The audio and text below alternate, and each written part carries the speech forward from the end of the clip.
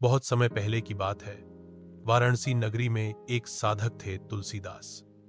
वे राम नाम के अनन्य भक्त थे, परंतु प्रारंभिक जीवन में उन्हें अपने सांसारिक मोह और पत्नी से अत्यधिक प्रेम था। एक दिन जब उनकी पत्नी अपने मायके चली गई, तुलसीदास जी उनसे मिलने वहां पहुंच गए। उनकी पत्नी ने जब यह देखा कि वे इतने रात्रि में केवल उनसे मिलने आए हैं, तो उन्होंने कहा, यदि तुम्हारा प्रेम राम के चरणों में होता तो तुम अब तक प्रभु को प्राप्त कर चुके होते। यह वाक्य तुलसीदास जी के हृदय को झकझोर गया। उसी क्षण से उन्होंने संसार का त्याग कर भगवान राम की भक्ति में जीवन अर्पित कर दिया।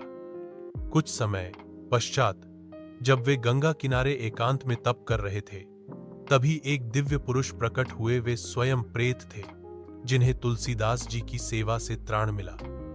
उन्होंने प्रसन्न होकर कहा, हे महात्मा, तुम्हारे तप और सेवा से मैं मुक्त हुआ। तुम जो जानना चाहते हो पूछो।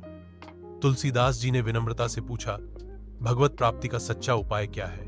प्रेत ने उत्तर दिया, नाम स्मरण ही सर्वोत्तम साधन है।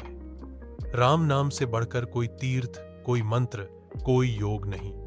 तुलसीदास जी को जैसे जीवन का मूल मंत्र मिल गया हो।